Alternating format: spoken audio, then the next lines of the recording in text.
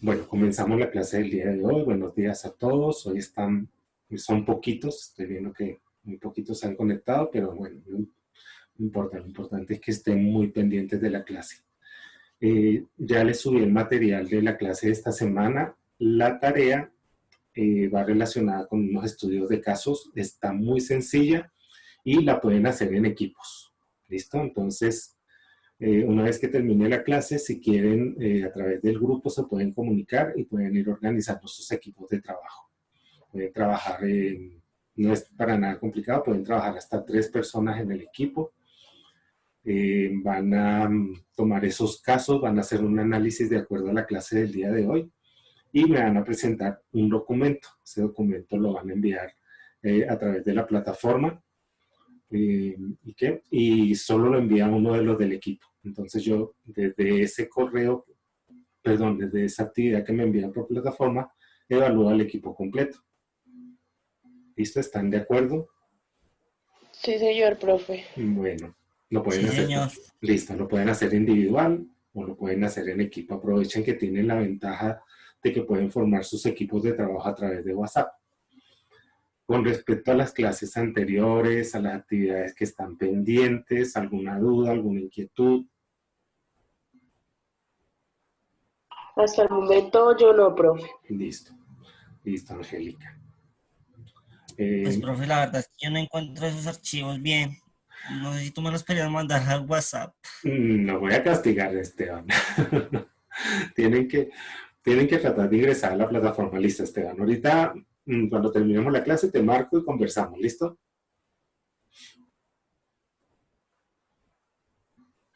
Sí, señor. Listo. Bueno, entonces, ¿qué sucede?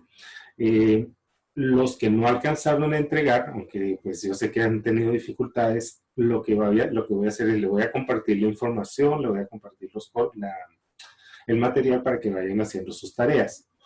La idea es que se pongan al día. Ya nos quedan apenas, después de esta clase, nos quedan apenas 3 semanitas de clase, 3 actividades y ya terminamos ciclo. Entonces, hoy vamos a hablar del control operacional. Entonces, ya les voy a compartir las diapositivas por la pantalla para que comencemos a analizarla una por una.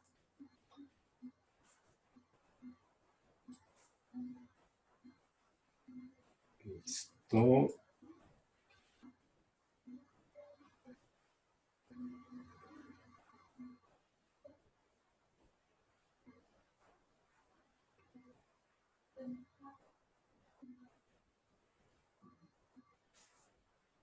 Listo. Si la están viendo, si están viendo las diapositivas, por favor me confirman alguno. Sí, señor. Listo. Señor. Bueno, perfecto. Entonces, a ver si se acuerdan de los que hemos visto en las clases pasadas. Primero vimos el control estratégico, ¿se acuerdan? Si alguno recuerda de que hablamos en control estratégico, ¿quiénes eran los involucrados en el control estratégico?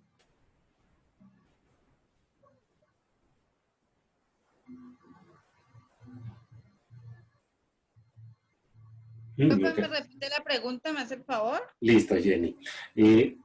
Si recuerdan que cuando hablamos de control estratégico establecimos que hay unas personas dentro de la organización que se encargan de todo lo que tiene que ver con ese aspecto del control.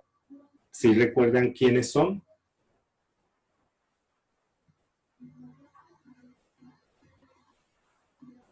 Es decir, ¿quiénes diseñan la estrategia dentro de la organización?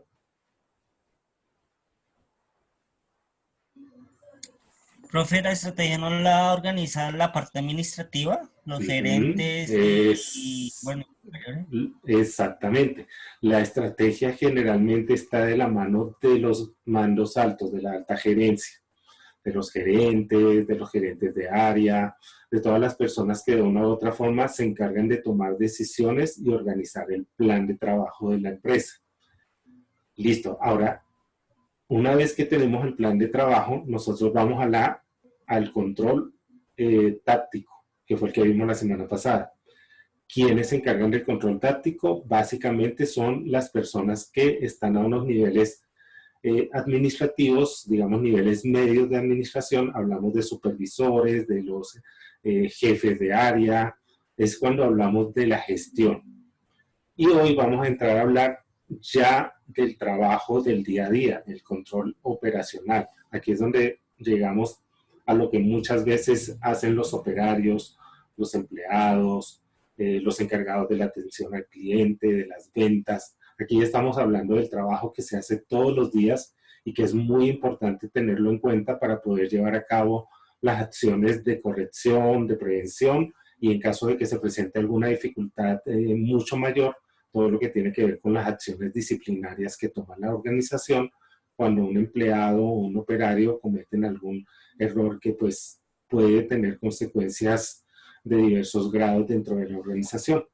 Entonces, el control operacional es el básico, es cuando hablamos del día a día.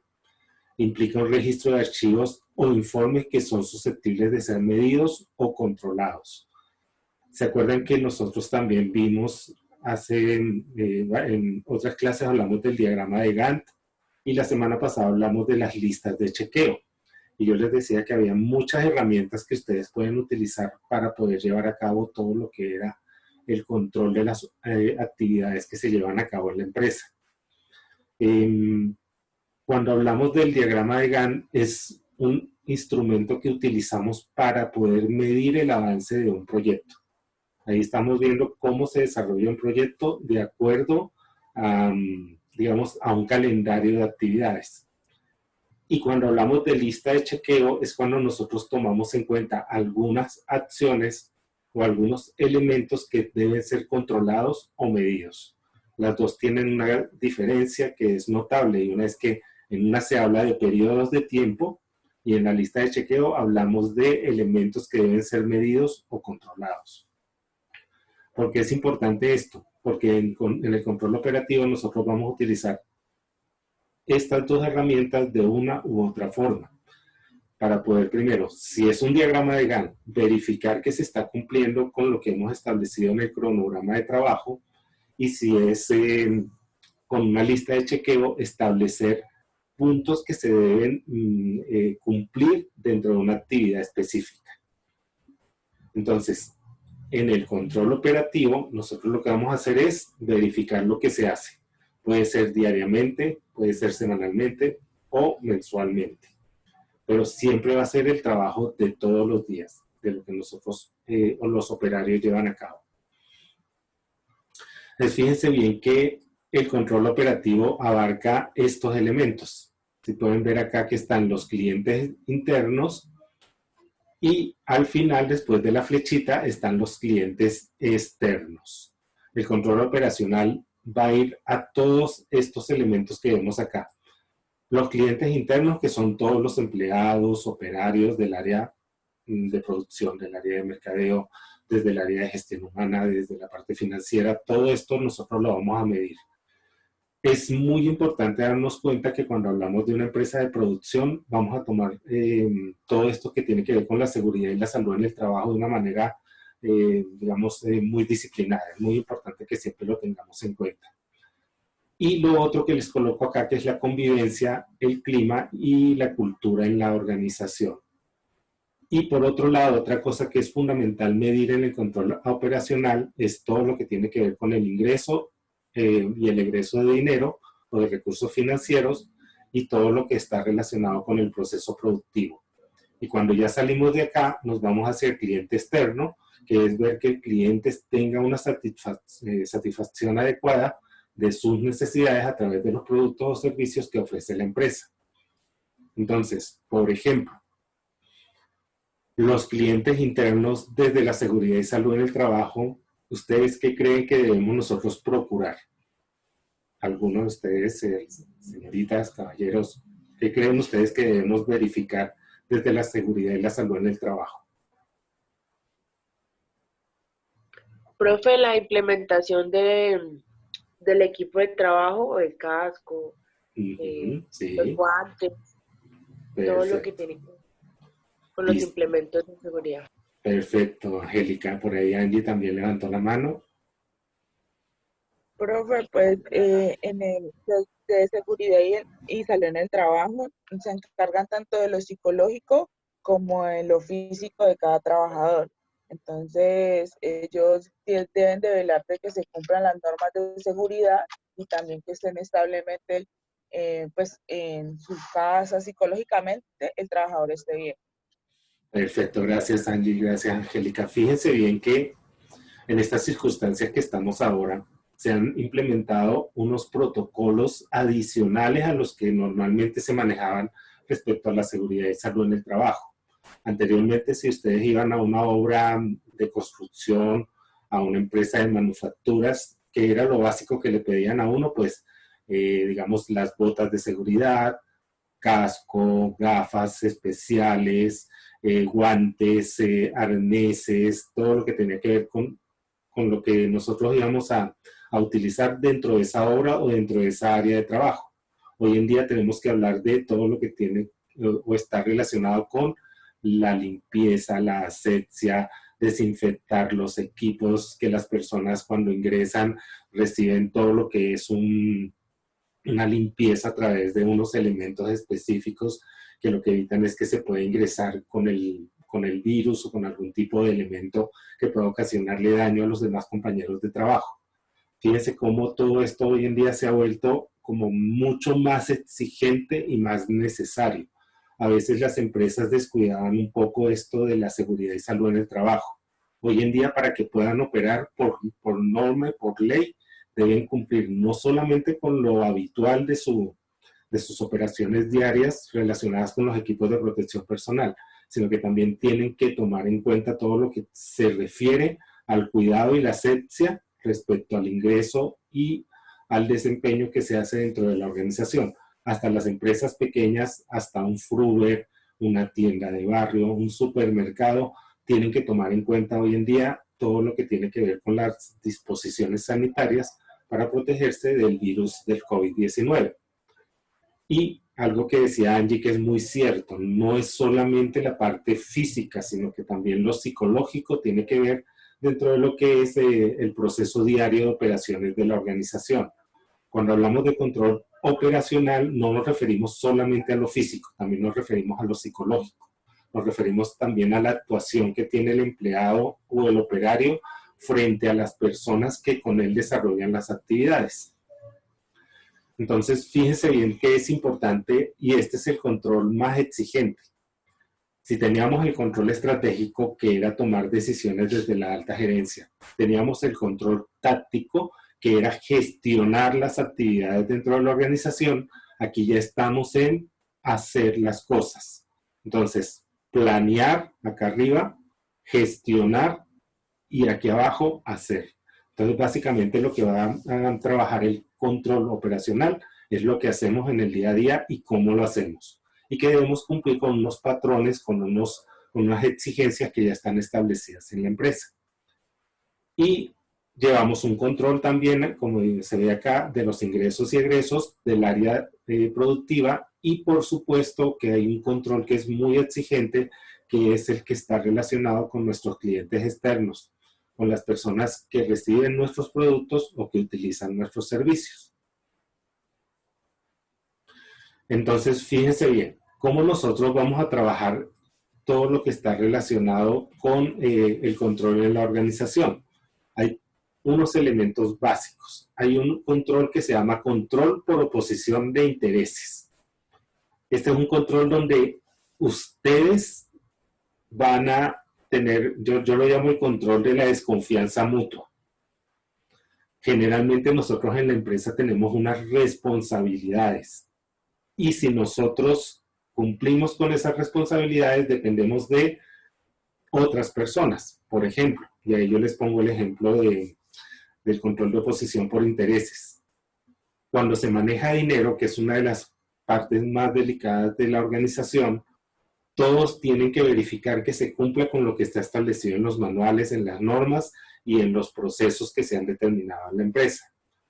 Si un cajero recibe el pago en efectivo de un cliente, ese dinero tiene que pasar después, digamos, al área de tesorería, que es lo que vemos acá. El cajero recibió el pago. Ese cajero tiene que entregarle ese efectivo al tesorero. El cajero, por supuesto, que maneja un documento que en este caso puede ser la factura de venta. el tesorero va a verificar que el efectivo y el formato de entrega junto con la factura de venta correspondan a la cantidad que está entregando ese cajero.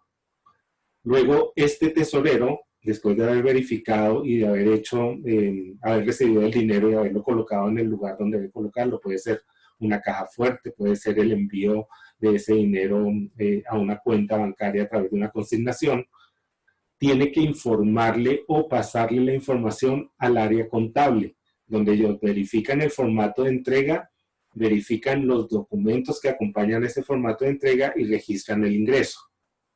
¿Qué sucede? Todos acá, de una manera, tienen que confiar o tener un poquito de desconfianza respecto a lo que hace el otro. Yo debo verificar que el dinero que me entregan a mí como tesorero sea la cantidad que realmente se recibió a través de la factura de venta, y el contable debe verificar que lo que el tesorero ha guardado o ha enviado a consignación sea exactamente lo que se registra en el ingreso de la organización. Fíjense que este control por oposición de intereses lo que hace es que cada persona deba cumplir con sus obligaciones de manera tal que lo que está establecido en el manual de funciones o en el manual de procesos sea lo que se espera de ella. ¿Sí les queda claro qué es el control por oposición de intereses? Sí, señor. Listo. Veámoslo con otro ejemplo que no está ahí. En el área de gestión humana, nosotros tenemos que trabajar mucho lo que tiene que ver con lo relacionado con la salud y la seguridad en el trabajo. Entonces, se exige o se busca que las personas en la empresa cumplan con unos periodos de pausas activas. Para que estos periodos de pausas activas sean realmente o se cumpla con lo que establece la ley, una persona encargada del área de gestión humana va a cada puesto de trabajo, a cada área de trabajo y solicita que las personas que están en esa área de trabajo cumplan con su pausa activa. Entonces, ¿qué sucede? ¿Cómo verifico yo que eso se haga? Cada vez que llega este empleado y está haciendo todo el proceso de la pausa activa, debe llevar un formato. Este formato se debe llenar, se debe verificar, se debe colocar qué actividad se llevó a cabo, quiénes la cumplieron, y con eso yo entonces estoy por oposición de intereses verificando que la persona esté cumpliendo con sus actividades de pausas activas con los compañeros de trabajo. Entonces, ¿cómo hacemos este control de oposición de intereses? A través de un formato que puede ser una lista de chequeo, puede ser un documento que debe verificar el supervisor, etc. Entonces, la empresa es eso, la empresa tiene toda una serie de requisitos que se deben cumplir. Que esto se haga en las pequeñas y medianas empresas es muy raro. Tendría que ser una persona muy organizada la que lo dirigiera. Pero si ustedes van a muchas pequeñas y medianas empresas, generalmente ahí hay muchas fallas porque no se verifican las cosas, porque no existen formatos o porque no hay un control operativo constante. El otro control que se ejecuta, y este se puede ver de pronto en pequeñas y medianas empresas, es el control por verificación de procesos. Aquí vemos que es el trabajo que se hace desde las altas instancias, desde la gerencia general, desde los mandos medios, hasta las etapas más básicas del proceso. Entonces, fíjense que aquí no es que el gerente se va a ir a ver cómo trabaja el vendedor. Simplemente el gerente lo que hace es solicitar informes o solicitar resultados. Entonces, cuando el gerente solicita un informe, el encargado de esta área tiene que, desde la jerarquía, dirigirse al inmediato inferior, es decir, al subordinado, para que él le diga qué se está haciendo. Los que trabajan en ventas o trabajan en la parte comercial saben bien que a uno como vendedor siempre le están pidiendo informes. A veces son diarios, a veces son semanales, y esos informes, por supuesto, se le entregan o al supervisor de ventas, o al coordinador de ventas, o al jefe comercial, o al director comercial del área. Entonces, fíjense cómo se maneja acá. Desde la gerencia se solicitan informes, el director de mercadeo, a través de reuniones que hace con sus supervisores de ventas, solicita que ellos a los vendedores les pidan registros de sus actividades para poder ellos elaborar esos informes que son solicitados por gerencia.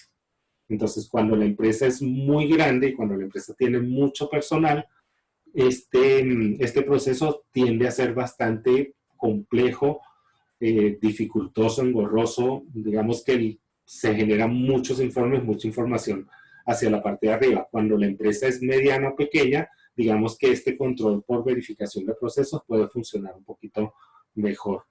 Pero siempre lo vamos a encontrar, sea una empresa grande, pequeña o mediana, vamos a conseguir este control por verificación de procesos. No quiere decir que el de oposición de intereses y el de verificación de procesos sean controles independientes. Se pueden utilizar los mismos, es decir, se pueden presentar las mismas actividades y van unas agarradas de la mano.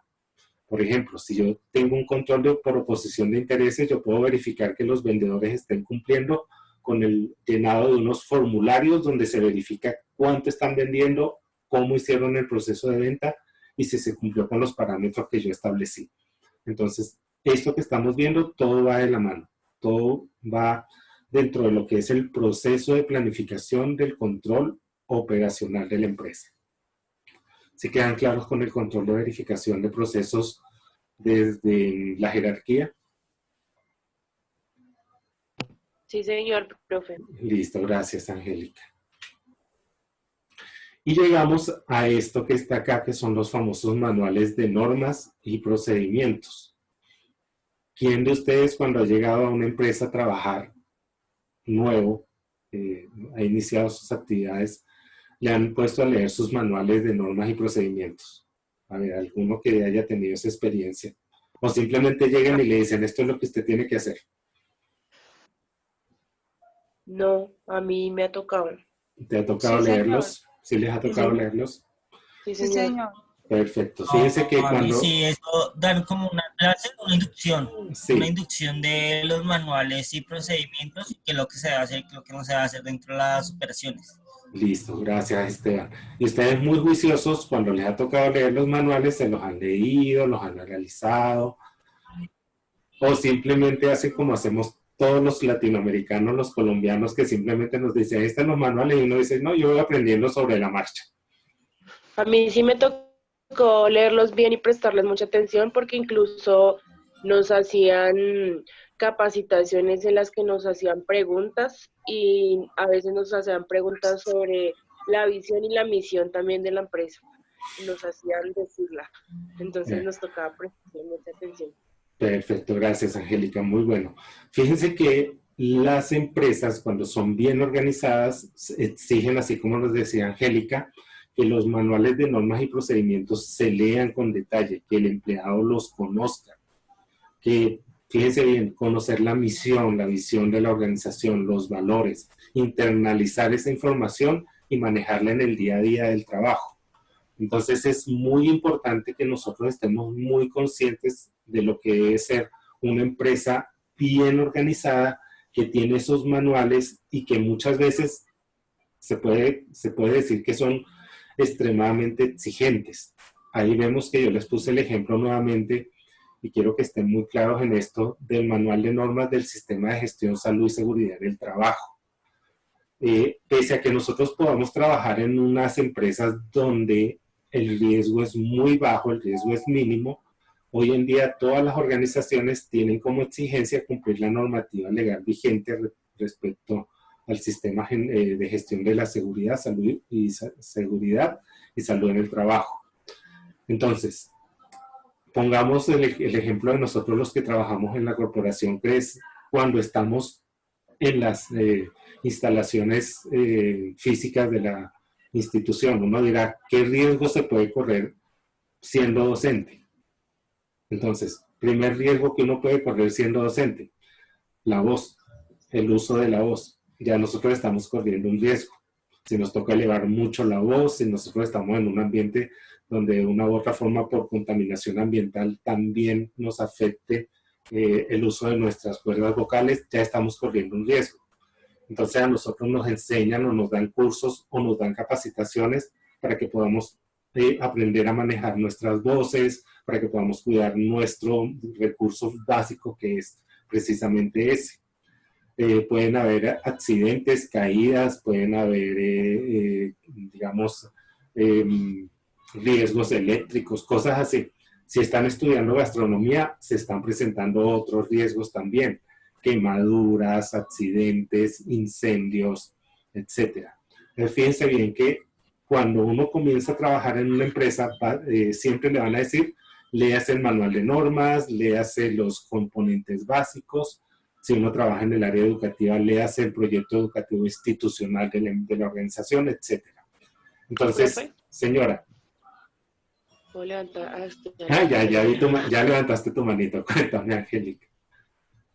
Muchas veces es muy importante leerlos, además también, no solo por conocer cómo se estructura, cómo se maneja la organización o cómo qué es lo que me toca realizar, sino que muchas veces uno incumple y llegan y le dicen, pero es que eso estaba en el manual o eso estaba en las normas. Y la persona, ay, no, yo no sabía. Entonces ahí es donde viene el problema, porque dice, sí ve que no lo leyó. Ahí estaba estipulado, ahí decía, y usted se le pasó por la galleta y no lo leyó y ahora tenga la consecuencia. Muy bueno, gracias, Angélica. Exacto, eso es muy importante. Hay una máxima legal que dice, el desconocimiento de la norma no es excusa de su cumplimiento. Si usted va por la calle y un policía lo detiene y le dice, usted acaba de cometer una infracción, usted dice, pero es que yo no sabía que eso era ilegal. Pues el policía le va a decir, qué pena, pero el hecho de que usted no conozca la norma no quiere decir que usted no deba cumplirla. Entonces lo que dice Angélica es muy importante. Cuando ustedes lleguen a una empresa, verifiquen todo lo que tiene que ver con los manuales, verifiquen cuáles son las obligaciones, si les entregan su manual de funciones y les entregan sus documentos o se los envían vía correo electrónico, léanlos, analícenlo, archívenlo, ténganlo siempre a la mano para que cuando suceda algo, ustedes siempre estén cubiertos con, digamos, con la herramienta o con la defensa del conocimiento. Entonces, fíjense bien, los manuales de normas y procedimientos van desde el manual hasta la lista de chequeo que está establecida en ese manual. En este caso vemos el ejemplo, está el manual de las normas, la lista de chequeo del uso de equipos de protección personal, y esto va de la mano de una verificación del supervisor del área, que a través de esa lista de chequeo y a través de esa información él puede establecer que se está cumpliendo la normativa establecida en los manuales. Entonces, hubo un incidente laboral o un accidente laboral, se va a verificar si la persona realmente estaba cumpliendo con lo que se establecía en el manual de normas. Si la persona no está cumpliendo con esto, puede estar expuesta a una sanción o simplemente pues se pueden presentar problemas de carácter legal desde la ARL o hasta de la misma empresa, porque recuerden que no hay nada más delicado que un accidente dentro de una organización, dentro de una empresa. Vamos entonces a los controles por áreas. Entonces, ¿qué controlamos nosotros en el área financiera? Lo que hablamos la semana pasada, por ejemplo, los costos.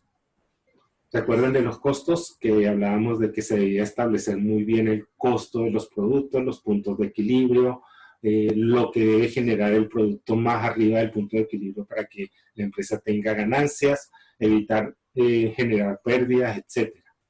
Lo que vimos hace un ratico, que era el control de los ingresos y los egresos de la organización, la verificación de los estados financieros y, por último, la disposición y archivo de los documentos a través de medio físico y o digital.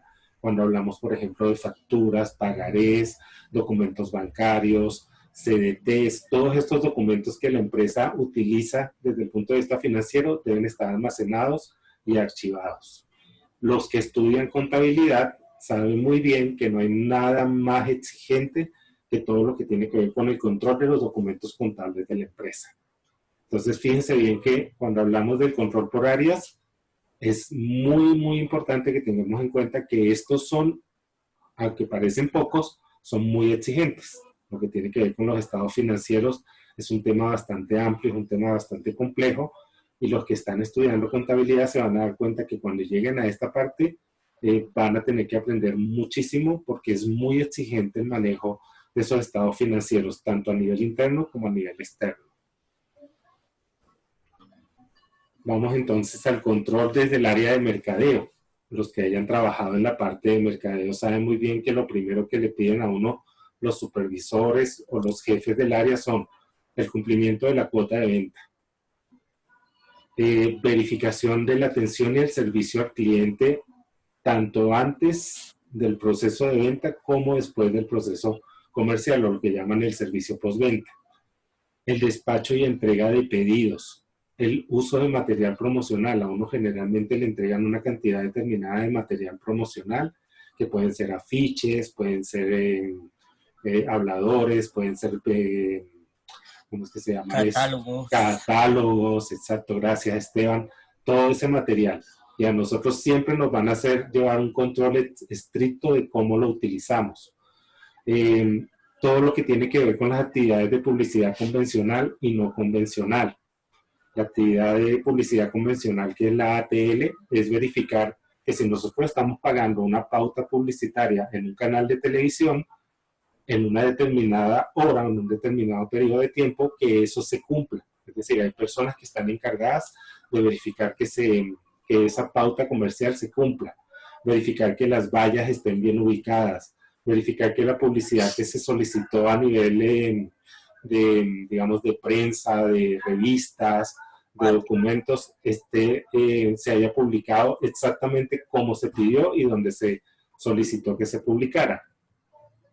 Y la actividad no convencional, que es toda la publicidad que nosotros hacemos en la calle y que tiene un componente mucho más creativo y dinámico que la publicidad que nosotros vemos a través de los medios de comunicación masivos. Lo que tiene que ver con el merchandising y la actividad de impulsadores y promotores. ¿Alguien ha tenido que trabajar en la parte de impulso? ¿Qué es eso? Eso es cuando, por ejemplo, uno llega al supermercado y hay una persona, puede ser una muchacha, puede ser un joven, que a usted le ayuda o le propone que compre un determinado producto. Entonces es como, es una venta. Si tú llegas al supermercado, él viene y se acerca a ti y te dice, ya conoce nuestro nuevo producto, le gustaría comprarlo, le gustaría probarlo. Entonces generalmente va de la mano de una degustación, de una prueba del producto. Entonces estos impulsadores y estos promotores generalmente tienen que cumplir con unas exigencias. Tienen que cumplir con una determinada cantidad de productos vendidos, con una cantidad de personas contactadas. Eso también lo vemos en los centros comerciales. Bueno, cuando podamos volver a los centros comerciales, cuando uno va pasando por algunos lugares y se acercan personas que le dicen, venga, lo invito para que conozcan nuestro producto, nuestro servicio, etc.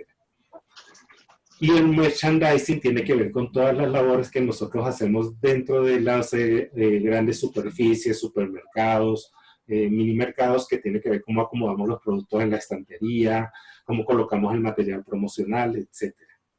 ¿Listo? Entonces, ¿cómo van hasta ahí? ¿Dudas, inquietudes, preguntas? Por mi parte, bien, profe. Bien, listo. Gracias, Angélica. Gracias, Eni. Bueno, seguimos. Vean que en gestión humana hemos ido como avanzando, ¿no? Vimos que primero en la parte de finanzas, pues los controles son muy básicos relacionados con el egreso, la parte financiera. Vimos que en mercadeo pues tiene todo que ver con las ventas y la promoción, con la parte de publicidad. Y vean cómo el área de gestión humana, y a mí me parece que las personas que trabajan en gestión humana siempre tienen más trabajo del que uno piensa, se relaciona con esto primero con las solicitudes y contratación del personal, con la inducción y la capacitación. No es solamente traer al personal, muchas veces ellos tienen que encargarse de todo lo que tiene que ver con la parte de capacitarlos y enseñarles a moverse dentro de la empresa, dentro de la organización. Esta inducción y esta capacitación va de la mano también de las diferentes áreas que son las que solicitan al empleado. Por ejemplo, si voy a hacer una inducción y una capacitación para el área de mercadeo, pues tiene que ir de la mano de los representantes de esa área. Si va relacionado con el área de producción, pues nos comunicamos con los ingenieros o con los jefes del área de producción. La capacitación y la reinducción del personal. Esto es, muchas empresas se dejan de lado, pero se busca que Si la empresa ha cambiado metodologías, si se han modificado manuales, si se han hecho cambios relacionados con algo importante dentro del plan de trabajo de la organización, se solicita que periódicamente se haga una reinducción de ese personal. Lo que ya habíamos hablado del seguimiento de las normas del Sistema de Gestión de Salud y Seguridad en el Trabajo, la verificación de acciones en pro de la convivencia y el adecuado clima organizacional. Esto quiere decir evitar conflictos y dificultades que se generen entre los compañeros de trabajo, el seguimiento al cumplimiento de las pausas activas del personal, y fíjense que ya hablamos también del control y seguimiento frente a incidentes o accidentes en el entorno laboral. Entonces, el área de gestión humana tiene esas funciones que son dentro del control operacional, las que se llevan a cabo de manera permanente y que son susceptibles de ser verificadas. Y llegamos a la parte de producción. Y en esta parte de producción vean que hay muchísimas cosas que se deben verificar diariamente. Yo les estoy colocando algunas cosas, pero dependiendo del tamaño de la empresa y de lo que la empresa haga en su día a día, pueden haber menos o más cosas que se deben verificar. Entonces, en el área de producción, ¿qué hacemos? Verificamos todo lo que tiene que ver con las materias primas e insumos para la fabricación de los productos. Todo lo que tiene que ver con los espacios y áreas de prestación cuando hablamos de servicios. Fíjense que una cosa es cuando yo estoy en una planta de una empresa fabricando productos tangibles y otra cosa es cuando yo trabajo en una empresa de servicios como por ejemplo Movistar, Claro, una empresa que ofrezca servicios de salud, una empresa que ofrezca servicios de hotelería y turismo. Ahí hay que verificar muy bien que estas áreas y estos espacios cumplan con los estándares, con los patrones que nosotros hemos establecido. Todo lo que tiene que ver con los equipos y maquinaria de producción, el seguimiento del mantenimiento y el uso adecuado de los mismos. Todo lo que tiene que ver con los elementos y equipos de prestación de servicios. Si tenemos o trabajamos en un hotel de, digamos, de 5 estrellas, generalmente, ¿qué se pide ahí? Las camas bien limpias, la limpieza tanto de todos los espacios, de las áreas de los baños, de todo lo que tiene que ver con los pasillos, del área de los ascensores, del restaurante, de los comedores, etc. Entonces, fíjense que esto es muy importante. Esto del mantenimiento de las áreas de producción y las áreas de prestación de servicios se refiere a lo que yo les comentaba. Por ejemplo, si estamos hablando del área de producción, que exista limpieza en algunas zonas o en todas las zonas, porque eso podría ocasionar accidentes o incidentes dentro de las áreas. Lo mismo sucede cuando hablamos de un hotel, cuando hablamos de un centro de servicios de telefonía móvil o de prestación de servicios de salud. Verificar las etapas de la producción a través de una lista de chequeo o de otros documentos que nosotros utilicemos para hacerlo. La verificación del cumplimiento de estándares de calidad, el almacenamiento de los productos terminados y fíjense que en conjunto con el área de gestión humana, el seguimiento al sistema de gestión de salud y seguridad en el trabajo. Entonces fíjense cómo uno piensa que no hay que hacer en las empresas, hay muchísimo que hacer y es necesario que en el día a día se esté verificando todo esto. Listo, ¿cómo van hasta ahí?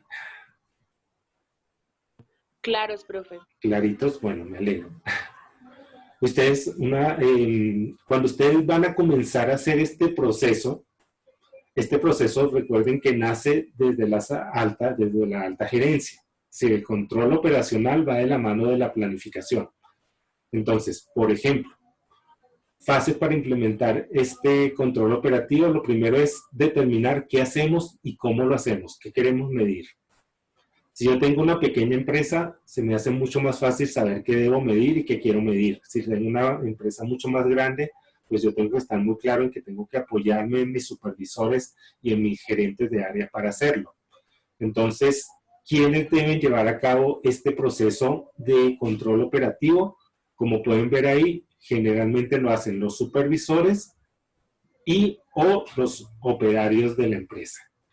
Entonces, fíjense bien que en este caso nosotros tenemos que establecer quiénes lo van a llevar a cabo, quiénes van a ser los responsables.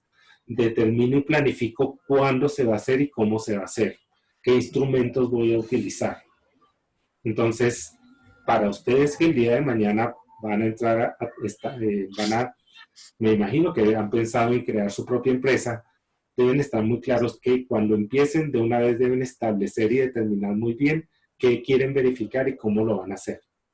Esto es muy importante porque muchas veces trabajamos o lo que creamos empresa lo hacemos de manera muy, digamos, empírica y lo hacemos de manera muy improvisada y esto nos puede traer problemas. ¿Por qué debemos hacerlo?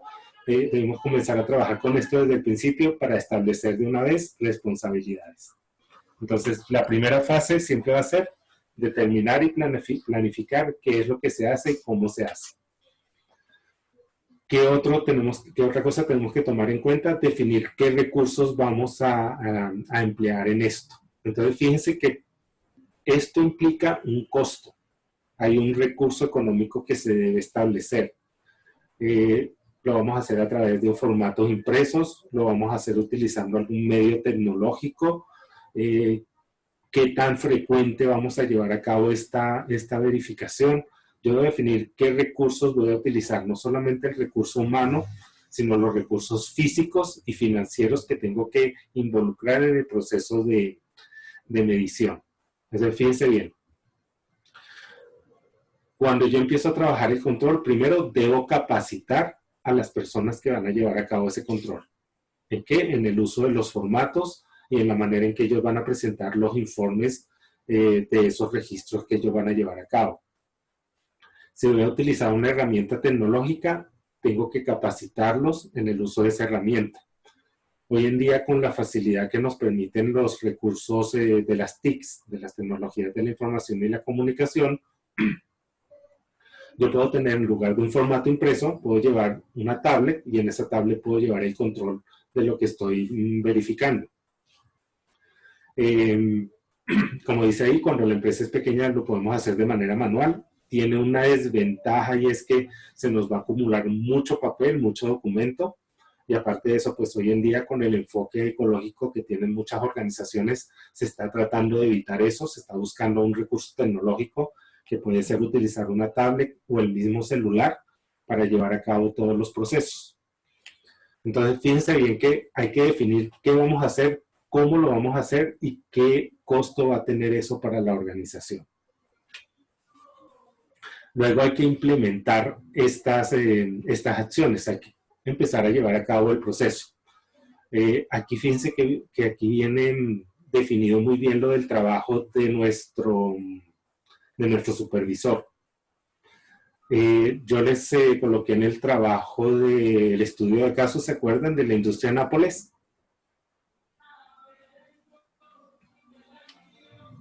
¿Sí lo recuerdan? ¿De Nápoles? Sí, señor. Sí, profe. Ah, bueno. Sí, señor. Había algo que se preguntaba, gracias, había algo que se preguntaba ahí en el ejemplo de Nápoles, si ¿está actuando bien el supervisor o no lo está haciendo bien? Y se acuerdan que cuando ustedes contestaron se dieron cuenta de que el supervisor se quería, o los supervisores se aprovechaban del trabajo de los operarios, de los empleados, y digamos que los trataban como si no tuvieran, como si fueran torpes, que no supieran lo que hacían.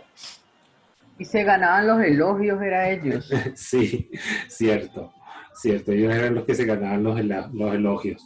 Entonces, fíjense que eso es de lo que estamos hablando, de que el supervisor debe ser una persona con aptitudes, es decir, que tenga el conocimiento y actitudes, es decir, que tenga una conducta adecuada a su trabajo.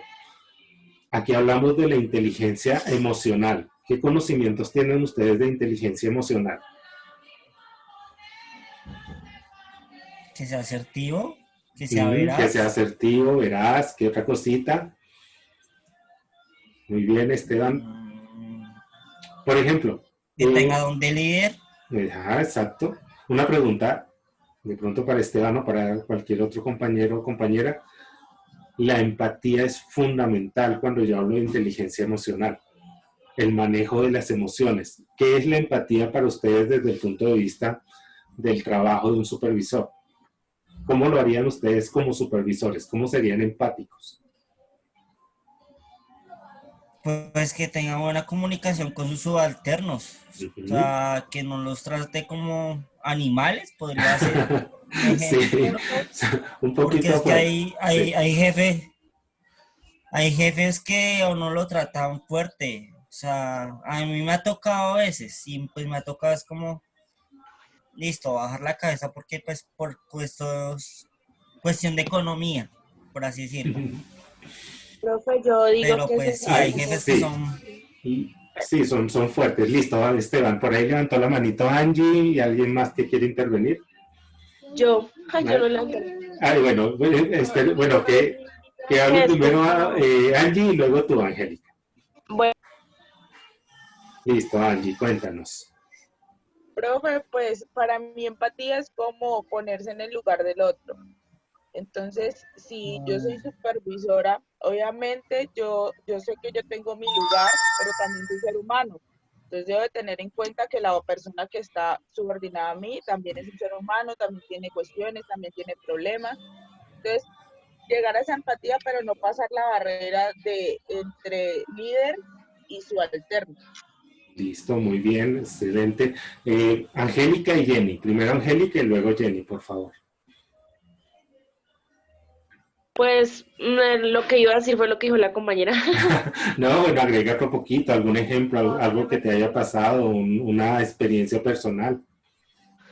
No, pues obviamente, pues sí es como ponerme en el lugar en los zapatos de los demás. Obviamente no tanto como tratar de que, bueno, soy el líder o soy el supervisor y aquí todos hacen lo que yo digo, no, sino que también pensando en ellos, ¿sí? Pensando en que ellos también obviamente están ahí por alguna razón, igual que yo. Entonces, por lo tanto, debo respetarlos y debo tratarlos como seres humanos o como me gustaría a mí que me trataran por lo general, ¿no? Yo no Ujú. puedo llegar a tratar a las personas como a mí no me gustaría que me trataran. Entonces, más Perfecto. Claro que o sí, Angélica. Esa es la idea. Y Jenny, creo que también Jenny nos iba a dar un comentario, una opinión.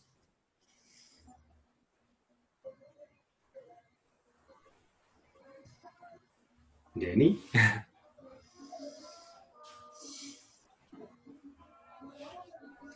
Por ahí vi que levantaste la manito, Jenny.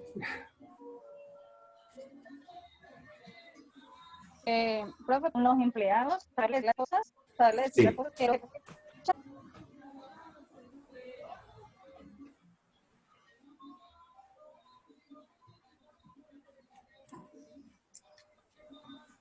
profe, qué pena, es que el internet está fallando. Sí, no te preocupes, pero bueno, si querías aportarnos algo. Pues que yo pienso que es como tener una buena relación con los empleados, saber decir las cosas y tener como autoridad. O sea, tener autoridad no es como tratarlos o como tener su régimen, no, sino como tener la autoridad porque muchas veces, a veces porque son buena gente, ven que el supervisor, no lo pasamos por la galleta, así que hacemos lo que pues la gente entonces quiere pasar por encima de él y así no es. Muy bien, gracias Jenny. No, y ¿saben por qué hice un alto en esta parte? Porque una de las partes más complejas del control operacional es cuando lo estamos aplicando. Todo en teoría es muy chévere, cuando yo estoy organizando, cuando estoy diseñando los formatos, cuando estoy planificando cuánto me va a costar, todo esto es muy sencillo. Chévere es sentarse uno en una oficina a hacerlo, pero cuando ya ustedes están en la calle, cuando ustedes están trabajando, cuando ustedes están ejerciendo la labor como supervisores, pues es muy importante y ustedes lo dijeron muy bien, hay un punto donde yo debo empatizar y debo entender a la persona que trabaja conmigo. Pero Jenny también decía algo muy cierto. ¿Hasta qué punto yo puedo dejar que ellos darle la mano y que se tomen el brazo? Entonces, ¿qué debo verificar yo hoy? Porque hablo de que debe haber inteligencia emocional. El líder o la persona que va a ejercer una autoridad o va a llevar a cabo un trabajo como supervisor debe entender muy bien, primero, conocer y manejar bien las emociones de los otros, entender sus propias emociones. Listo, ya te doy la palabra, Estela. Entender sus propias emociones. debe ser una persona capaz de controlar y manejar esas emociones de manera adecuada.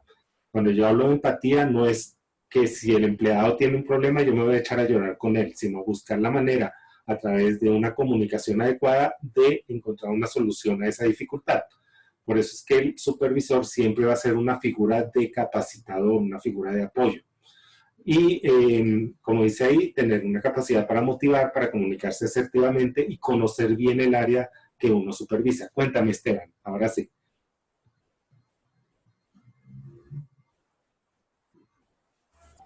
No, pues es muy cierto lo que tú dices, o sea, al principio uno tiene que colocar las reglas bien claras. Y tanto como el área del personal como el área ejecutiva tiene que tener ciertos parámetros para dirigir ciertas operaciones.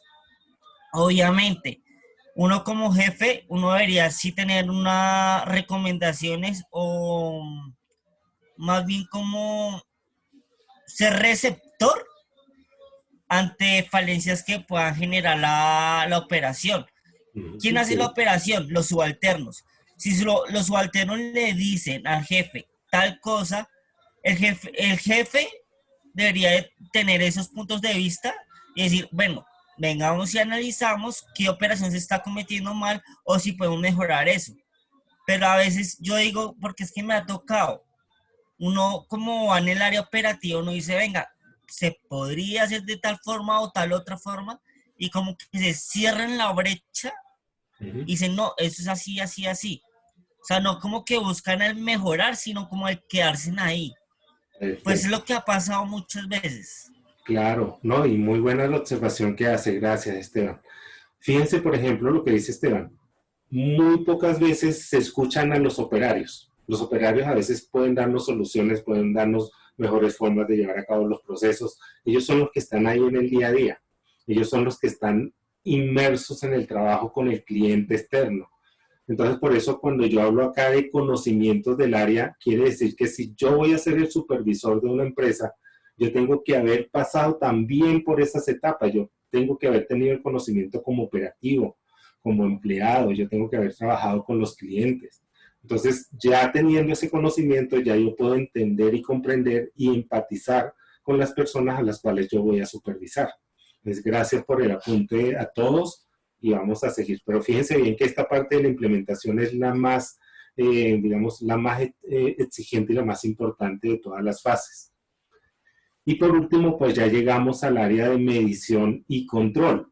Así como estamos hablando de control operativo, pues también en el control nosotros llevamos a cabo etapas de medición y de control.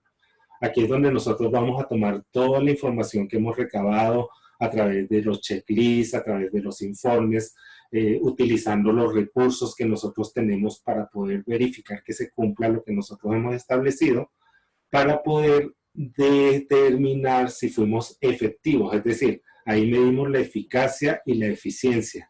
Ahí observamos si realmente cumplimos o no cumplimos con lo que era lo que habíamos establecido en los objetivos comerciales, financieros, de gestión humana, etcétera. ¿Listo?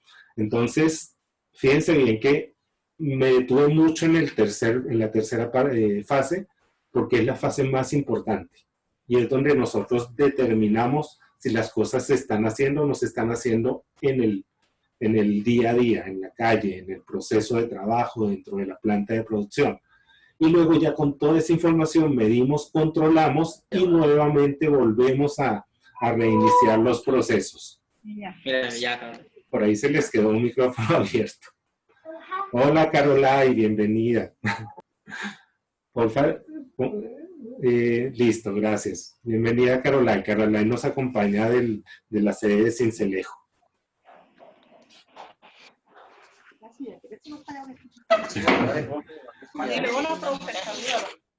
Hola, bueno, ¿cómo van?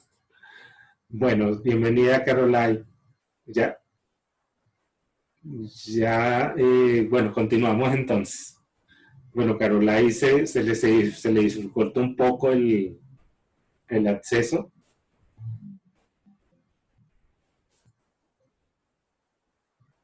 Listo. Bueno, Caroline. Continuamos entonces con medición y control y pasamos a al quinto elemento, que son las acciones de corrección o prevención.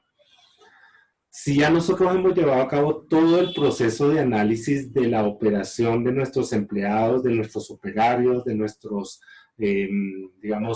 colaboradores de una determinada área, ahora nosotros, después de haber hecho el control, debemos ver qué vamos a cambiar o qué vamos a modificar. Como nos comentaba Esteban, fíjense que Esteban nos decía, muchas veces los supervisores o los jefes de área o los gerentes no escuchan al operario, no escuchan a las personas que están involucradas en el proceso. ¿Y esto qué nos puede traer? Pues nos puede traer falta de eficacia, falta de eficiencia, dificultades dentro de la empresa.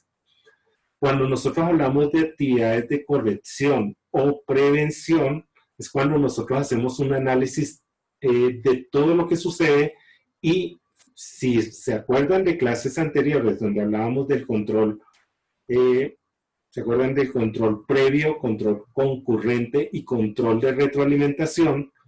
Cuando nosotros hablamos de correcciones es cuando los errores ya se han cometido. Es cuando se ha presentado una falla y nosotros pues ya no podemos, recuperar el error que se cometió, es decir, ya se cometió un error, ese error afectó al cliente, entonces tenemos que corregir, tenemos que mejorar.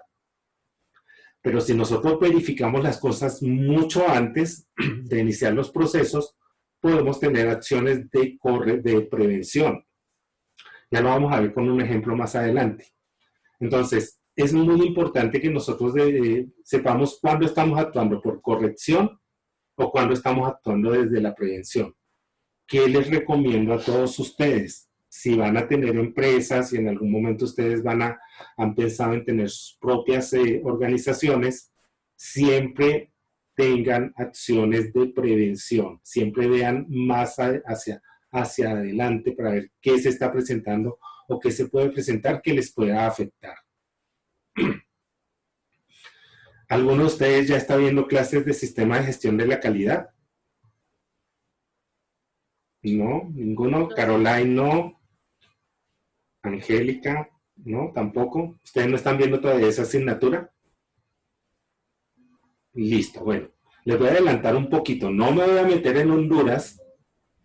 No les voy a hablar mucho de esto del sistema de gestión de la calidad, porque esa es una asignatura completamente aparte y mucho más amplia y más compleja. Pero ustedes seguro en algún momento de su día a día, de su trabajo, o han ido a empresas donde han visto de pronto este logo o esta imagen que habla del sistema ISO 9001. Hoy en este momento estamos usando el 2015, y esto no es más que una serie de parámetros o de estándares de medición. ¿Qué quiero decir yo con esto? Por ejemplo, si yo estoy con ustedes en una clase, yo debo cumplir con una serie de estándares o parámetros. ¿Qué puede ser ese estándar? Que a mí la empresa me diga, es que las diapositivas que usted les va a presentar a los estudiantes, esas diapositivas las va a manejar con esta plantilla de presentación. Si ustedes se dan cuenta, cuando yo les envío información, yo se las envío siempre sobre una plantilla. Eso quiere decir que esto no es la exigencia, estoy poniendo un ejemplo, no es exigencia de CRES. Yo diseñé una plantilla y con esa plantilla yo a ustedes les presento las clases. Si ustedes, por ejemplo, van a una empresa, en esa empresa les van a entregar un formato y ustedes lo llenan ese formato. Si se fijan, si la empresa está certificada por calidad, se van a dar cuenta que el formato tiene una serie de requerimientos o parámetros que son de obligatorio cumplimiento. Si se acuerdan la semana pasada, bueno, Caroline no, porque ya no estuvo en nuestra clase, que yo les mostré el formatico de checklist donde yo les presentaba a ustedes todo lo que lleva un formato cuando se habla de gestión de la calidad. ¿Sí lo recuerdan? Sí, señor. Listo. Entonces, ¿qué es lo que se busca con el sistema de gestión de la calidad? Que las empresas cumplan con unos estándares, con unos parámetros que son tanto para empresas públicas como para empresas privadas. Y esto se hace para que el cliente quede satisfecho. Lo que buscamos con esto, como les digo, es satisfacción de los clientes. y se hace a través de formatos y estándares previamente establecidos. No se vayan a enredar la vida con esto porque esto lo van a ver más adelante en otra asignatura que les van a hablar solamente de sistema de gestión de la calidad. ¿Cómo se organiza un sistema de gestión de la calidad dentro de una empresa? Tiene mucho que ver con las fases del proceso o del ciclo administrativo. ¿Alguno se acuerda de esas fases del proceso del ciclo administrativo?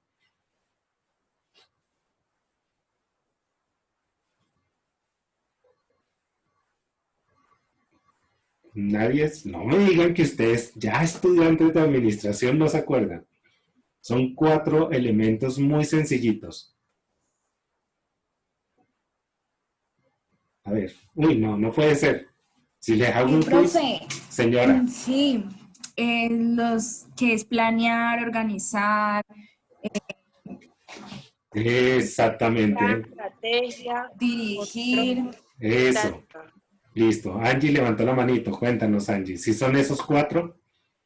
Sí, profe, es planear, organizar, dirigir y controlar. Exactamente. Entonces, fíjense bien cómo nosotros lo estamos haciendo.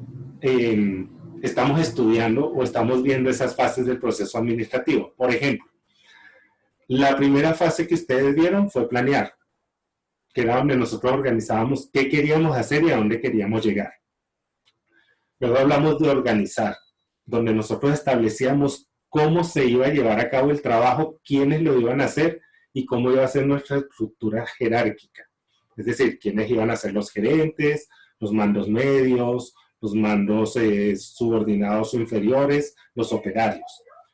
Y ahora estamos hablando en esta asignatura que estamos viendo en este momento de la dirección y el control. Cuando hablamos de sistemas de gestión de la calidad, vamos a tomar en cuenta unos elementos que son afines a todo lo que tiene que ver con las fases del ciclo administrativo. Fíjense bien. Vean que esta fase ustedes no la desconocen, es planear. Pero fíjense que aquí cambia un poquito todo porque aquí hablamos de 4 elementos que son planear, hacer, verificar y actuar. Hay algo que no se les debe olvidar más adelante cuando ustedes ya trabajen en una empresa o estén creando su propia empresa, es que el sistema de gestión de la calidad es un sistema continuo, es de mejora continua. Es un ciclo que no se acaba nunca. No es que yo planeé y ya con eso salí del paso, no. Yo debo hacer el proceso cíclico, como lo ven acá. Vean que es como el proceso administrativo. Planeamos, hacemos, verificamos y actuamos. Entonces, cuando yo hablo de planear desde el sistema de gestión de la calidad, yo estoy hablando de que debemos establecer objetivos de intervención. Por ejemplo, si ustedes tienen una empresa y en esa empresa se han presentado quejas de los clientes por mala atención al público, ustedes deben intervenir en esa área que tiene que ver con la atención al cliente. Si dentro de nuestro análisis desde el sistema de gestión de la calidad llegamos al área de producción y ustedes encuentran que los productos están presentando fallas, entonces yo debo intervenir en esa área donde se están presentando las fallas. ¿Listo? Entonces, ¿qué debe hacer la persona o qué debemos hacer nosotros desde gestión de la calidad? Básicamente, debemos tomar en cuenta todas las dificultades, fallas, errores que se están cometiendo y en base a ello es que vamos a planear qué vamos a hacer, cómo vamos a intervenir, cómo nosotros vamos a mejorar y establecer unos parámetros y unos estándares para que las cosas funcionen bien. Fíjense que esto es muy parecido a la etapa básica de la planeación, pero aquí lo vamos a hacer por áreas, por sectores, por dificultades que se nos presenten. Cuando ustedes van a alguna empresa, ¿se han fijado que hay unos buzones que dicen peticiones, quejas y reclamos?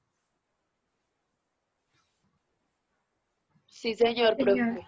Sí, Profe, listo. ya está, es peticiones, quejas, reclamos y sugerencias. Sí. PQRS. PQRS. Y hay unos que dicen que no solo le piden, sino que le dicen peticiones, quejas, reclamos, sugerencias y hasta felicitaciones. Porque muchas veces se nos olvida medir lo que se está haciendo bien en la empresa. ¿Listo? Entonces, a través de esas o esos buzones de PQRS, nosotros lo que vamos a hacer es establecer qué está fallando en la empresa y vamos a hacer reuniones donde vamos a planear cómo vamos a mejorar y cuáles son los estándares de exigencia. Luego simplemente, una vez que hemos implementado los cambios, hemos diseñado los formatos de seguimiento, lo hacemos, empezamos a ejecutar.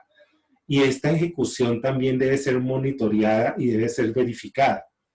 Si yo hago el plan, recuerden que yo el plan lo ejecuto, lo hago y de ahí voy a establecer si se está cumpliendo con lo que yo quiero desde el punto de vista de los estándares o los parámetros que ya sean establecidos. Entonces, yo hago todo lo que es un plan piloto o un principio de prueba para que esto funcione. Si yo, después de haber hecho, es decir, después de hacer, verifico, debo darme cuenta si con el plan piloto, con los cambios que yo ejecuté, se mejoró y esto contribuyó a que el cliente salga satisfecho dentro de todo lo que fueron los procesos. Entonces, debo seguir con el plan establecido o probablemente me toque hacer algunos cambios o algunas mejoras. Fíjense que por eso yo les decía que el proceso de calidad tiene mucho que ver con un proceso continuo. Planeo, hago, verifico si está funcionando. Si no está funcionando, probablemente me toque hacer algunos ajustes, regular, modificar algo y luego continuar. Y por último, actuar. Y este actuar es algo permanente. El actuar lo que nos pide a nosotros es hacer correcciones y modificaciones siempre que sean necesarias. Y como hablo de un proceso de mejora continua, esto nunca se va a acabar. Yo debo ser cada vez mejor, mejorar, cambiar, modificar, arreglar. Y esto nos va a ayudar a nosotros para que la empresa se distinga frente a la competencia. No me voy a adentrar mucho en esto. Recuerden que esto es la manera de información porque ahora cuando hablemos de esto es porque tenemos que tomar en cuenta que un sistema de gestión de la calidad nos va a ayudar a nosotros a llevar a cabo acciones correctivas o preventivas. ¿Cómo lo hacemos? Con auditorías internas, auditorías externas, analizando los datos, la información que nos proporciona de pronto un checklist, de pronto los informes, de pronto las estadísticas que se nos han presentado en la empresa. Analizamos la eficacia de los procesos, si realmente estamos cumpliendo con lo que se ha establecido, el sistema, el seguimiento o la revisión del sistema de gestión de la calidad por parte de la dirección, de la alta dirección. Fíjense que aquí llegamos a lo que habíamos hablado, el análisis de las PQRS. Peticiones, quejas, reclamos, sugerencias de los clientes. Las felicitaciones también deben tomarse en cuenta porque eso nos está diciendo qué estamos haciendo bien. Identificar productos no conformes. Y cuando yo hablo de productos no conformes no es solamente un producto físico, un tangible, sino también de servicios que no sean conformes para el cliente. Y un análisis integral del ambiente de trabajo. Ahora aquí yo les muestro dos figuritas, ¿sí? Ahí ven dos cositas. ¿Cuál de esos es un accidente y cuál es un incidente?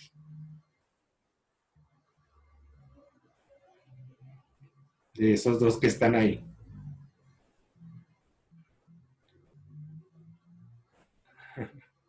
Yo creo que la primera imagen, profe. Sí, la de arriba. Es el incidente. Sí, señor. Ah, listo. Exactamente, es el incidente. Y la de abajo es Claro, el... nunca hay accidente. Sí, no, es nada más que me digan, nada más eso.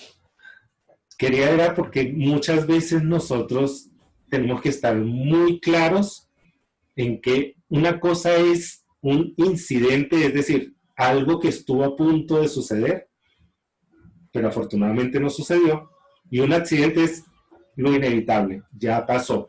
Entonces ahí ven que en la figurita de abajo, bueno, pues por mal manejo de lo que eran las cargas dentro de lo que era el montacargas, pues el vehículo sufrió un accidente, resultó lesionado el operario. Y en la de arriba vemos que hubo una caída de un objeto pesado, pero afortunadamente el operario no se vio afectado por esto. Ahora, ¿qué es una acción correctiva y qué es una acción preventiva? Estas son acciones que nos van a ayudar a nosotros a mejorar dentro de la empresa. Una acción preventiva para el caso de la figurita de abajo, es decir, para el accidente, una acción preventiva es establecer parámetros de carga. Uy, por ahí, por favor. El audio, alguien dejó el audio abierto. Listo. Listo, entonces, una acción preventiva para la figurita de abajo podría ser definir claramente cuáles son las cargas que deben colocarse en el montacarga y de qué manera se deben alinear. Fíjense que son una acción preventiva. Una acción correctiva sería lo mismo, pero después de que esto pasó. Entonces fíjense bien que ahí está la diferencia entre una y otra. La acción correctiva es después de que ya sucedió el incidente. Cuando ya nuestra figurita, nuestro operario, sufrió el accidente. Dime, Angélica, por ahí levantaste la manito. O sea, la acción preventiva es como para prevenir que eso suceda, ¿sí? Sí. Por ejemplo, en este caso podría estar estipulado en un manual que el peso del montacarga debe ser mínimo hasta cierto punto. Entonces ahí es para prevenir el accidente. Y la acción correctiva, entonces ya sería como después de que el accidente ocurrió, hacer una estrategia o un plan para que eso no vuelva a ocurrir nuevamente. Exactamente. Fíjense que esto es lo que va a distinguir a la empresa cuando la empresa maneja bien su sistema de gestión de la calidad.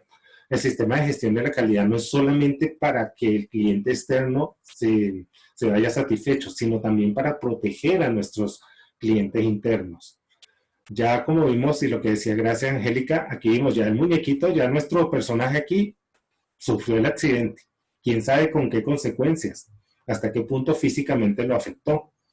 No solamente fue el daño físico a la persona, que es algo sagrado, la vida es sagrada, sino también el daño que se nos está presentando acá en la maquinaria y en el producto.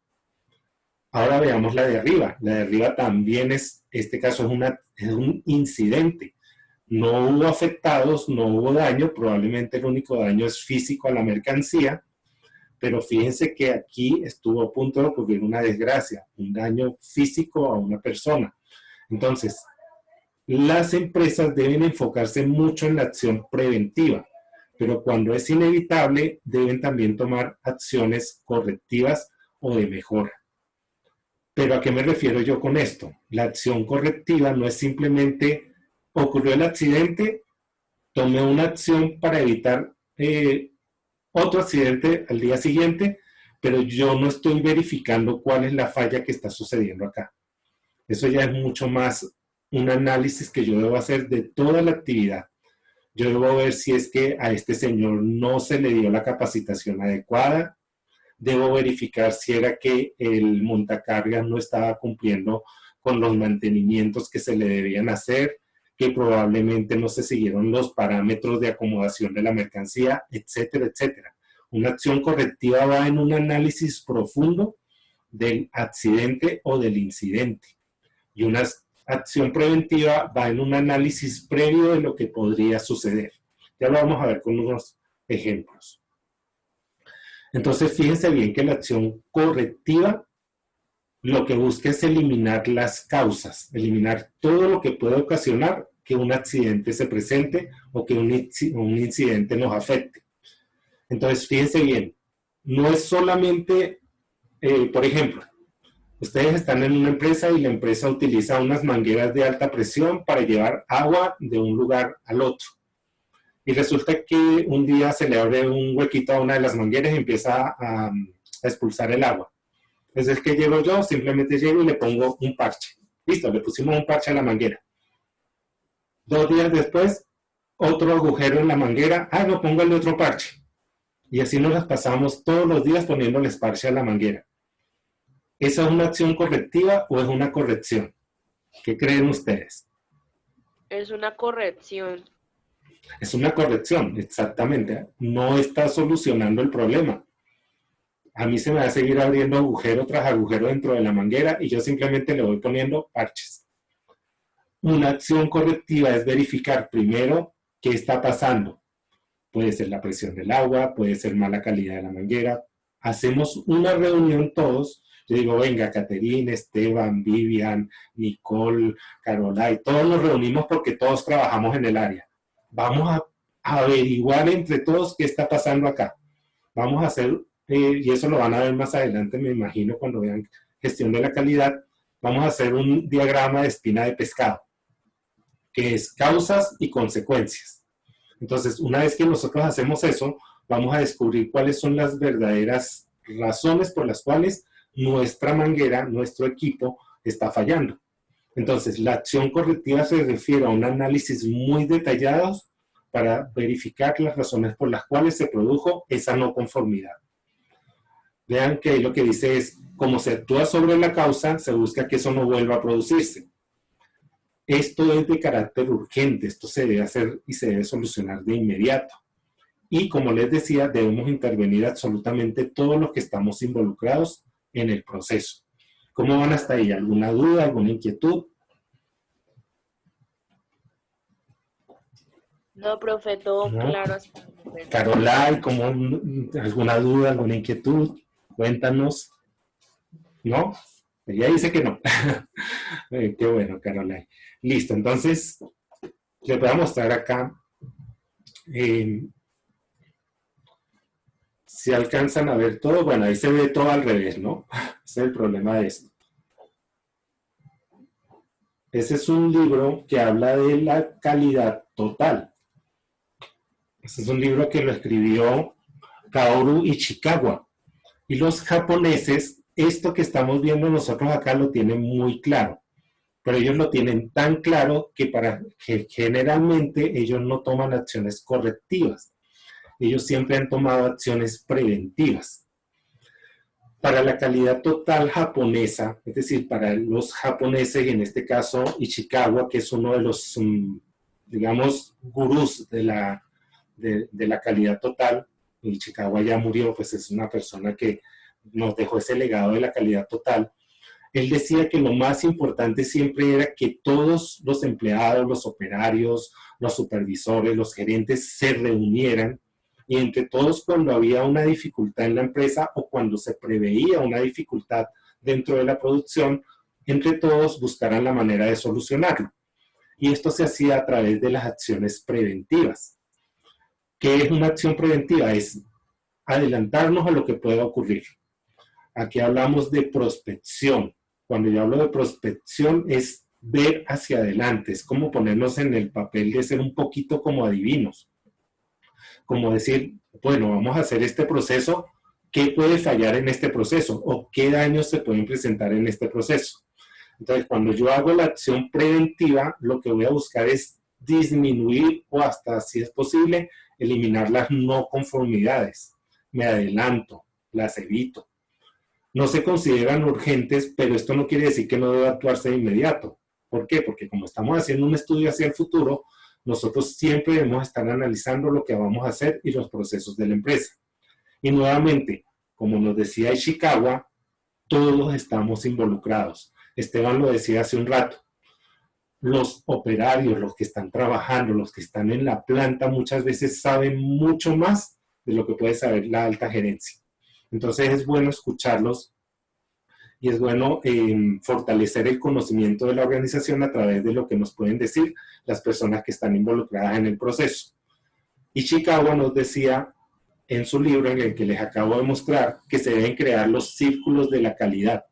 Los círculos de la calidad son reuniones que se hacen dentro de la empresa, donde operarios, gerentes, supervisores, todas las personas se reúnen para ver qué está pasando, qué se está haciendo y qué se puede mejorar en la organización. Ahora, quiero que lean este caso. Los que de pronto no pueden verlo bien, ya se los voy a leer. Este es el primer caso. Lo que quiero es que ustedes no lo digan todavía, esperemos a que terminemos de leerlo y vamos a ver si aquí hay que tomar una acción correctiva o una acción preventiva. Dice, caso 1. Una empresa que fabrica carne de hamburguesas vendió sus lotes número 04123 a 04125 a una reconocida cadena de supermercados. la empresa recibió un llamado de su proveedor de materias primas, carne de res, informándole que se había presentado una contaminación en un lote de carne que les habían expedido en los últimos 15 días. Parte de la carne pudo ser recogida antes de que se ofreciera al público, pero ya se habían vendido unidades del producto. Esto implicó el aviso a los consumidores y alertar a las autoridades sanitarias respecto al riesgo de consumo y las posibles consecuencias para los consumidores. Ahí, ¿qué tenemos que tomar? ¿Una acción correctiva o una acción preventiva? Correctiva. Correctiva. Preventiva, ellos dicen unos, otros dicen correctiva. Correctiva. Correctiva, listo, Correctiva. Diana. Correctiva, Nicole. Correctiva, sí. Correctiva. ¿Y por qué? Sí. Profe, porque es que ya se vendieron las carnes. Sí, Entonces, ¿qué es lo que tiene que hacer la empresa?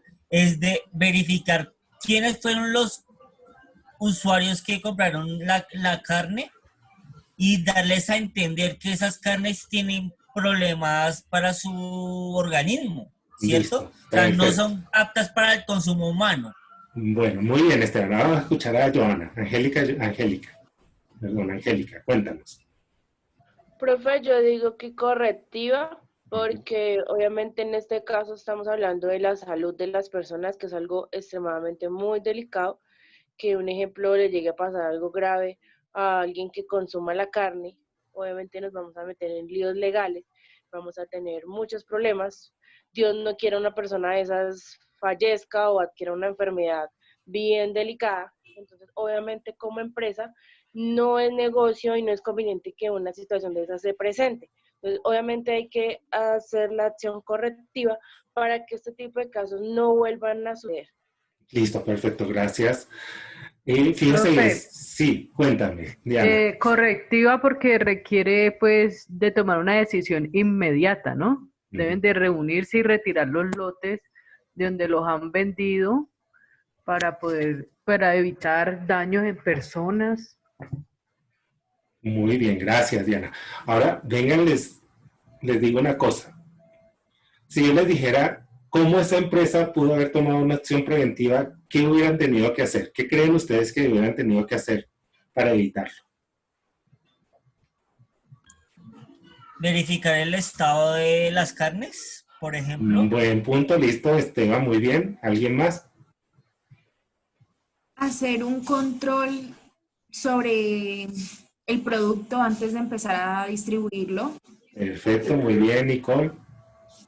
Haber hecho verificación de calidad antes de Exactamente. producto a la venta. Gracias, Angélica. Vean que los tres llegaron a esto. La acción preventiva es que cada vez que a mí me llegue un lote de carne, antes de yo sacarla a la venta, yo tengo que llevar a cabo un proceso de control de calidad. Debo contar con un ingeniero de alimentos, debo tener un laboratorio en la empresa y yo tengo que verificar cada uno de los lotes de alimentos que a mí me van llegando. ¿Qué es lo que nos decía nosotros Ishikawa a través de su libro del control de la calidad total? Que todo se tenía que examinar desde el momento en que llegaba la materia prima hasta que se entregaba el producto. Los japoneses, hay una empresa japonesa que se llama Toyota. Hay una característica que tienen los vehículos de la empresa Toyota, y es que rara vez presentan fallas. Los vehículos Toyota tienen una calidad muy exigente, son extremadamente costosos en el mercado, así como hay vehículos de alta gama que son extremadamente costosos, pero los Toyota siempre han seguido y han mantenido el control total de la calidad. Allá se examina todo, desde que entra la materia prima a la planta hasta que el vehículo sale al mercado. Y aún más allá se siguen llevando esos controles. Y como ustedes muy bien lo dijeron, yo debo, en este tipo de empresas que venden alimentos, debo llevar una acción preventiva constante.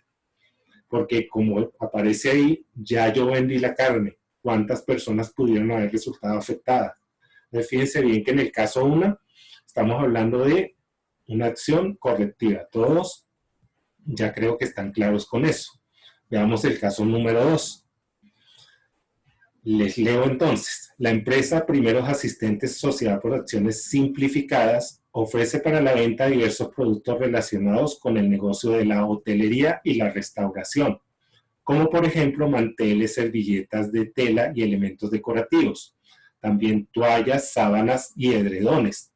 Parte de su mercancía se almacena temporalmente en bodegas de su propiedad que están distantes del centro de ventas al público o que abastecen a los clientes que compran por medio digital.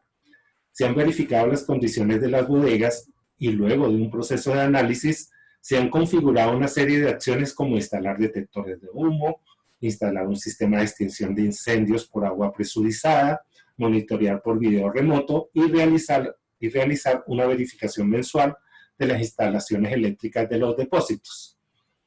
¿Acción correctiva o acción preventiva? Angélica. Preventiva. Angélica, Diana, listo. Vean, este está claro. Es una empresa que ve hacia el futuro, ve hacia adelante y toma las acciones previamente para poder evitar cualquier posible dificultad.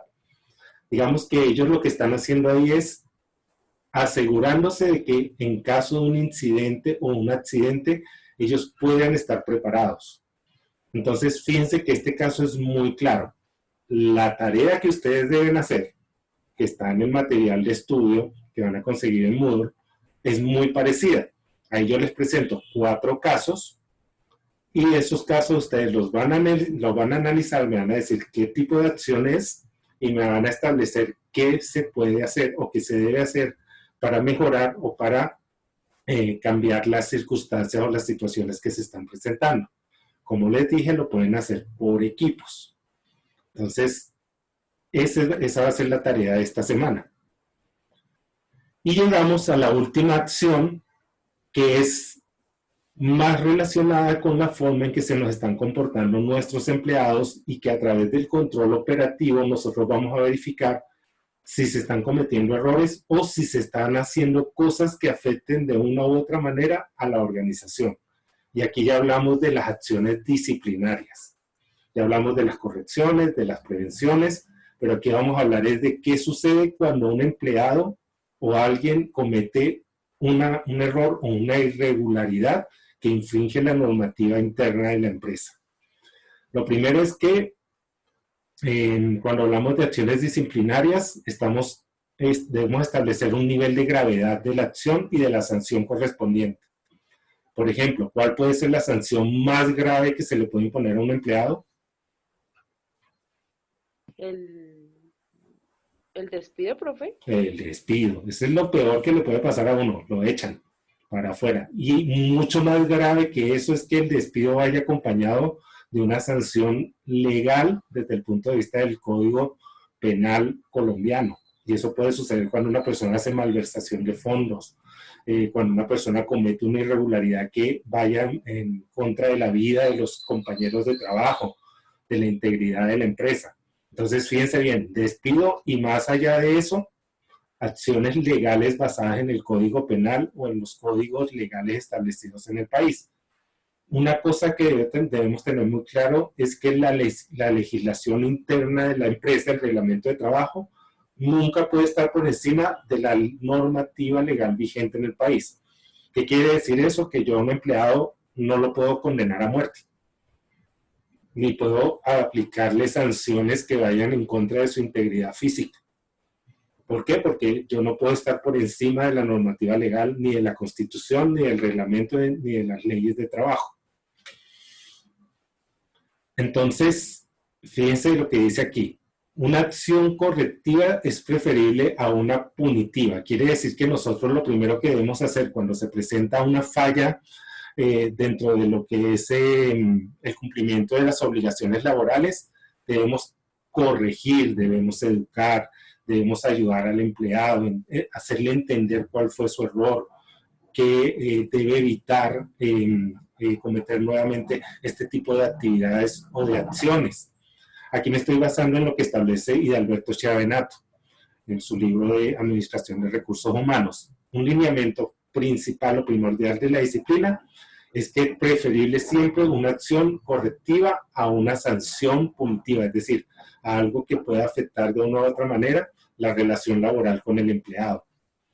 La sanción siempre debe ser una medida disciplinaria. y debe ser una medida disciplinaria justa y acorde a al hecho que se ha presentado. Digamos que el empleado lo que cometió fue un error que pudo provocar un incidente que afectara a un compañero de trabajo, se le hace un llamado de atención. Ya lo vamos a ver más adelante. Entonces, lo primero es que las acciones deben ser primero correctivas en lugar de punitivas. Otra cosa que exige en los lineamientos desde la disciplina cuando hablamos de corrección es que debe ser progresiva. Debe variar de acuerdo a la situación y vean que dice ahí, primero se hace una advertencia verbal, luego una advertencia escrita, a continuación una suspensión y solo en casos muy complicados, ahí sí vendría el despido del trabajador. No quiere decir que si hay una acción que sea lo suficientemente grave, tengamos que saltarnos todos estos pasos. Probablemente toque saltarse los pasos y vayamos directamente al despido del empleado. Por ejemplo, la agresión física de un compañero hacia otro que ocasione daños que requieran el traslado de esa persona a un centro médico, un centro de salud. Ahí podríamos hablar de que se podría presentar de inmediato el despido del trabajador. Luego viene el siguiente lineamiento, es que no se puede esperar hasta después, no se puede esperar tiempo después de que haya ocurrido la falla o la violación de la norma para hacer de conocimiento de la persona la sanción. Esto debe ser rápido, inmediato y debe ser de manera preventiva y no se debe asumir que lo que está sucediendo se tome desde el punto de vista personal. Tenemos que analizar muy bien qué fue lo que sucedió y si es posible permitir que la persona que está siendo sancionada pueda presentar sus descargos, es decir, pueda defenderse de manera jurídica y legal ante lo que nosotros lo estamos acusando o ante lo que ha sucedido dentro de la empresa. Es decir, siempre debe permitirse a la persona presentar sus pruebas y sus descargos. Y fíjense bien, básicamente es esto. Cuando hablamos de acciones disciplinarias, se comienza con una advertencia verbal, luego con una escrita, luego puede ser una suspensión laboral por un determinado periodo de tiempo y por último la más fuerte que es la sanción del despido. Entonces, ¿cómo van hasta ahí? ¿Cómo quedaron con la clase de hoy? ¿Alguna duda, alguna inquietud? Todo claro, profe. Sí, bueno.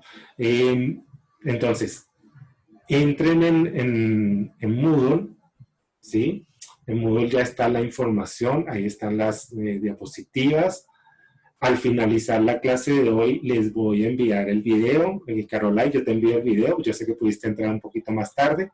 Yo te envío el video. Igual, en tu caso, Caroline, lo que hemos hablado, cualquier duda, cualquier inquietud, como esta es una clase un poquito más adelantada de lo que nosotros ya hemos visto, no te preocupes, no dudes en escribirme o en llamarme. Igual para los demás, Esteban, Caterín, todos, cualquier duda, cualquier inquietud, ahí estamos en contacto. Entonces, gracias por participar el día de hoy. Cuídense mucho, que Dios me los bendiga, se me portan bien. Nos vemos la semana que viene y bueno, les agradezco que hayan participado. Gracias, profe. Gracias, profe. Gracias. Que esté bien. Se me cuidan mucho. Gracias, Caroline, por estar con nosotros. Chao, Esteban, Caterín, Nicole. Cuídense mucho. Vale, profe, gracias. Bueno, Gracias. se me cuidan. Bueno, Chao. chao, juiciosos.